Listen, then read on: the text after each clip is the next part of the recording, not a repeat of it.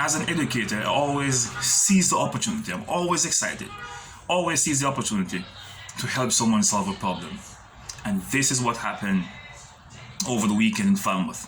So I was there standing beside Tesco supermarket, and this gentleman came to sell a female Igla some ackee, 8 dozen ackee.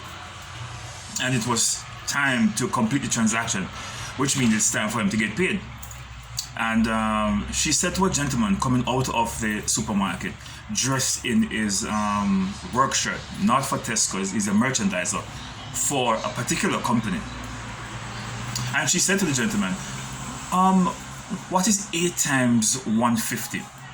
The gentleman who came to sell the ackee, he did not know how much money he's supposed to get. All right, and the lady who is buying the product did not know how much money to pay him. So they're asking this gentleman coming out of the supermarket in his merchandising shirt, they're placing confidence in him that he will know how much is 8 times 150. The gentleman started checking 8 times 15. I mean, there and then I know that's going to be a problem, because our 8 timetable stop at 8:12. 8:12. We don't go 8:13, 8:14, 8:15. So when I hear him saying 8 times 15, I was like, then why is he going that route? Why didn't he take it to a more easier route? Like, for example, to say 8 times 100 is 100. Break it into 2. $150 give you $150. 8 times 100 is going to be 800. And $850 is going to give you $400. And if you had the $800 and the $400, you get $1,200. So the gentleman said, that sounds like about $700. I was like, whoa, really? $700? That's way too low. Then I said, no, that can't be correct. I mean, here I am now popping up into their business. They did not ask for my help, but I could not stand by and watch them make this grave mistake, or for this gentleman to not get the amount of money that he deserved.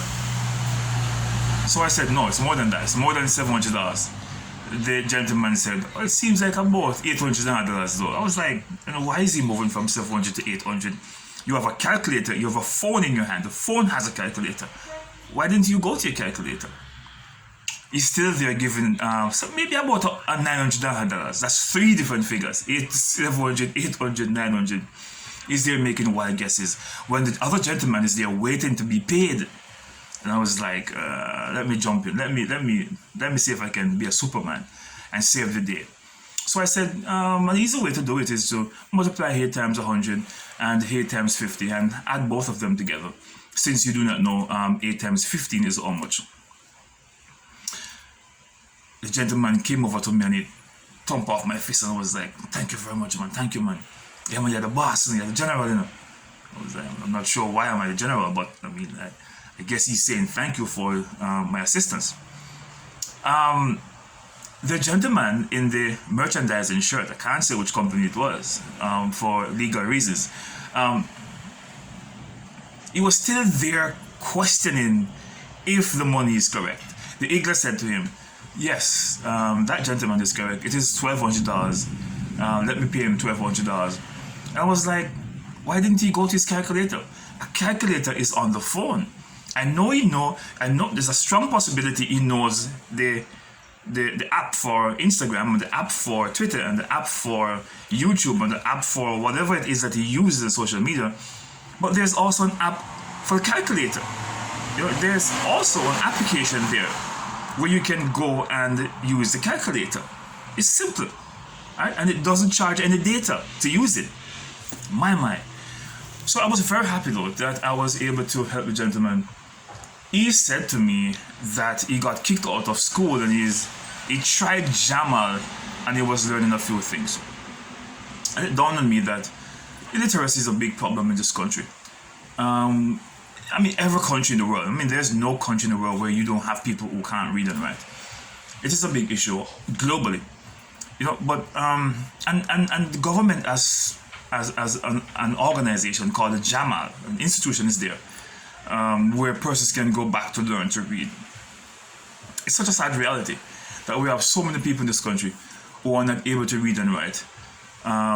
It is really a sad reality, and I just hope and pray that more people will seize the opportunity to see how important education is, because when you're not able to read and write, it really affects you. I'm not saying you can't live a good life not being able to read and write. What I'm saying is that it really affects you. Like it really slow you up in doing a lot of things, and it leaves you vulnerable to a number of things. You can be robbed in your business. So many things can happen when you're not able to read and write, and that was a practical example. He almost got less money for his product than he deserved because he was not able to calculate how much money he should get, and the other lady was not able to work in her head how much money she needed to pay him. And that's just such a sad reality. But I was happy though.